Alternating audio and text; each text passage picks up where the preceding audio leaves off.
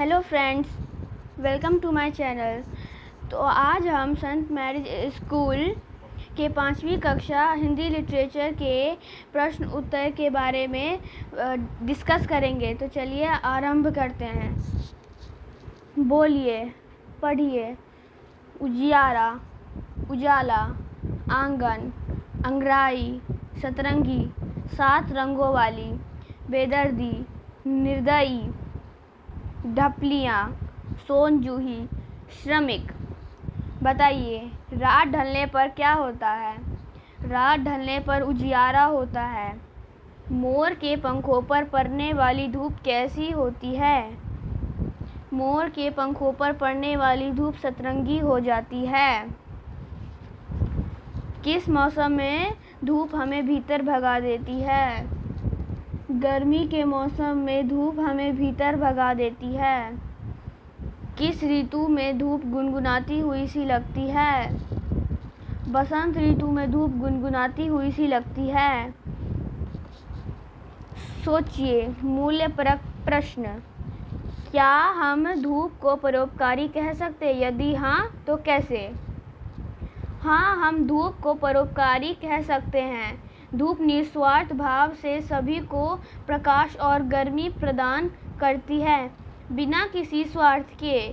यह प्रकृति का एक ऐसा कार्य है जो सभी के लिए उपयोगी है और इस अर्थ में इसे परोपकारी माना जा सकता है। सूरज सभी को अपनी धूप बिना भेदभाव के देता है। क्या हम भी बिना भेदभाव के एक दूसरे के साथ रह सकते हैं? हाँ, सूरज सभी को बिना किसी भेदभाव के अपनी रोशनी देता है। इसी तरह हमें भी बिना किसी भेदभाव के एक दूसरे के साथ रहना चाहिए। सूरज का यह गुण हमें समानता और भाईचारे का संदेश देता है। लिखिए, सही उत्तर पर सही का निशान लगाइए। क, धूप कहाँ पर मुस्कुराती है? झरनों पर। ख, धूप कब सहम जाती है? सर्दी में। उचित शब्दों से पंक्तियाँ पूरी कीजिए। क, रात ढले उजियारा फैले, झट आंगन में पसरे धूप, पंख पसारे जब पंछी तब उनके पंखों पर भी चमके धूप। ख, गर्मी में आंखें दिखलाए, भीतर हमें भगाए धूप, सर्दी बेदर्दी आए जब सहमी सहमी आए धूप। क्वेश्चन नंबर 3, कुछ शब्दों में उत्तर लिखिए। धूप कब आंखें दिखलाती है? धूप गर्मी में आंखें दिखलाती है। ख, धूप कहाँ पर ठुमकते हुए उतरती है? धूप सागर की चंचल लहरों पर ठुमकते हुए उतरती है। ग, सरसों के पीले फूलों पर धूप कैसी लगती है? सरसों के पीले फूलों पर धूप सोन जूही सी लगती है। 4, कुछ वाक्यों में उत्तर लिखिए। क, धरती के अंगड़ाई लेने का क्या अर्थ है? धरती जब अंगड़ाई लेती है तो कोने कोने से धूप निकल आती है। गर्मी में आंखें दिखलाए से कवि का क्या तात्पर्य है? गर्मी के दिनों में धूप तेज भीषण रूप में आती है। ग, धूप कब कब सतरंगी हो जाती है? धूप मोर के पंखों छमछम करती बरखा के संग और धरती पर जीवन देने के लिए सतरंगी हो जाती है। घ, धरती पर जीवन देने कौन आती है और कैसे? धरती पर जीवन देने को सतरंगी धूप आती है। पेड़ों के पत्तों से लुकछिप आँख मिचौनी खेले धूप, श्रमिकों के माथे पर चमचम मोती सी दमके धूप। धरती पर जीवन देने सतरंगी बनकर आती है। समझिए व्याकरण संबोध। 1, लिंग से किसी भी शब्द के स्त्री या पुरुष जाति होने का पता चलता है। स्त्री जाति का बोध कराने वाले शब्द स्त्रीलिंग और पुरुष जाति का बोध कराने वाले शब्द पुल्लिंग कहलाते हैं। निम्नलिखित शब्दों में से स्त्रीलिंग पुल्लिंग शब्द अलग करके लिखिए। रात, धूप, पंख, पर्वत, चोटी, आंखें, सागर, श्रमिक। स्त्रीलिंग है चोटी, आंखें, धूप, पंख, और पुल्लिंग है श्रमिक, सागर, पर्वत और रात। 2. धरती पर जीवन देने को सतरंगी बनकर।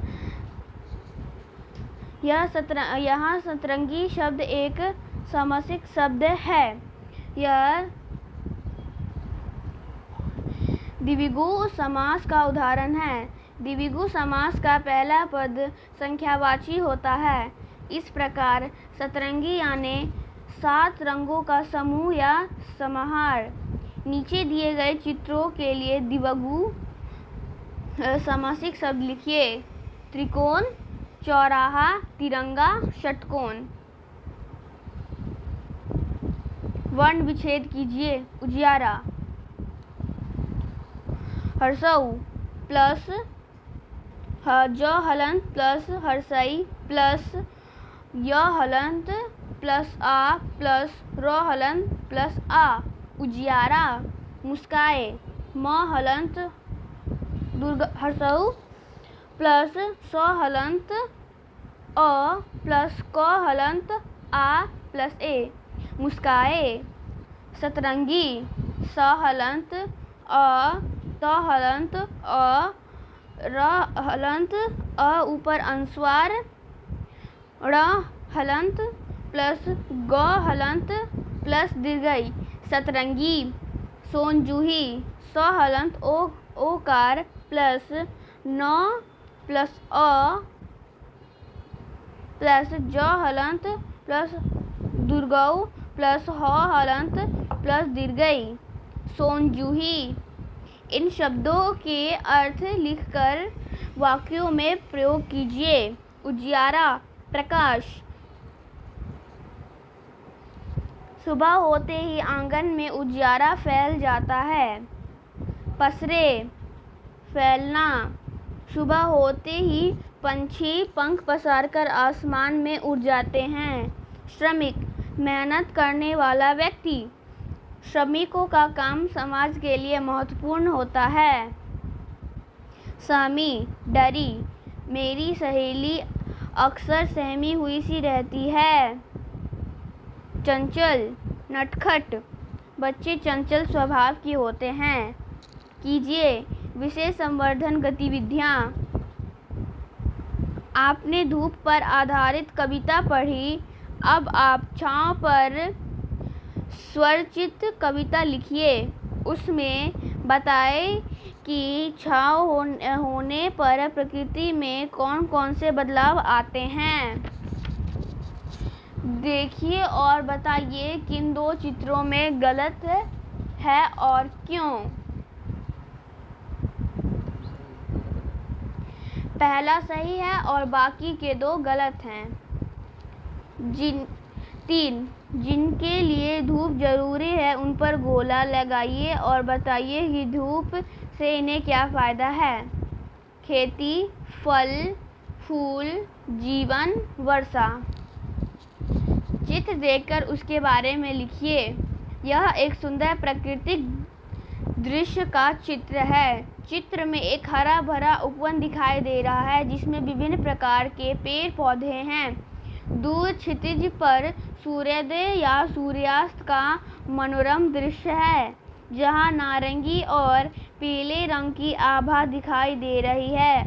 यह चित्र प्रकृति की शांति, सुंदरता और जीवंतता का एक मनमोहक चित्रण प्रस्तुत करता है। 5. एक चार्ट पेपर पर शिक्षक शिक्षिका की सहायता से हिंदी महीनों के नाम लिखिए और देखिए कि ये अंग्रेजी के किन महीनों में आते हैं। चैत्र, मार्च और अप्रैल। वैशाख, अप्रैल और मई। ज्येष्ठ, मई और जून। आषाढ़, जून और जुलाई। श्रावण, जुलाई और अगस्त, भाद्रपद, अगस्त और सितंबर, आश्विन, सितंबर और अक्टूबर, कार्तिक, अक्टूबर और नवंबर, मार्गशीर्ष या अगहन, नवंबर और दिसंबर, पौष, दिसंबर और जनवरी, माघ, जनवरी और फरवरी, फाल्गुन, फरवरी और मार्च। क्या होता यदि पूरे साल एक जैसा मौसम होता? मौसम में परिवर्तन प्रकृति का एक महत्वपूर्ण हिस्सा है और यह आवश्यक है कि हमारे ग्रह को स्वस्थ और संतुलित रखने के लिए। यदि मौसम एक जैसा रहता है तो इससे मानव समाज और पर्यावरण पर नकारात्मक प्रभाव पड़ सकता है। सीखिए शब्दार्थ एवं टिप्पणियाँ। विशिष्ट प्रयोग: उजियारा, उजाला, पसरे, फैले, सतरंगी, 7 रंगों वाली, बेदर्दी, निर्दयी, शरद ऋतु, सर्दियाँ आरंभ होने का समय, बरखा, बारिश, दमकना, चमकाना, धरती, पृथ्वी। मुहावरे हैं: आंखें दिखाना, गुस्सा प्रकट करना, अपठित पद्यांश। निम्नलिखित पद्यांश को पढ़कर प्रश्नों के उत्तर लिखिए। सुबह सुबह ही पूर्व दिशा में छा जाती लाली और झूमती पुरवाई भी शीतल मत वाली। खग कलरव मधुमस रस घोले और काग की काओ, प्रकृति जहाँ पर रूप सवारे ऐसा मेरा गाँव। लाली कब और कहाँ छा जाती है? लाली सुबह सुबह पूर्व दिशा में छा जाती है। ख. शीतल मतवाली क्या है? शीतल मत वाली झूमती पुरवाई है। ग. मधुमेह रस कौन घोलता है? मधुमेह रस खग कलरव घोलता है। घ. खग का पर्यायवाची लिखिए। पंछी। धन्यवाद। अगर आपको कोई कुछ पूछना है तो कमेंट बॉक्स में ज़रूर लिखें।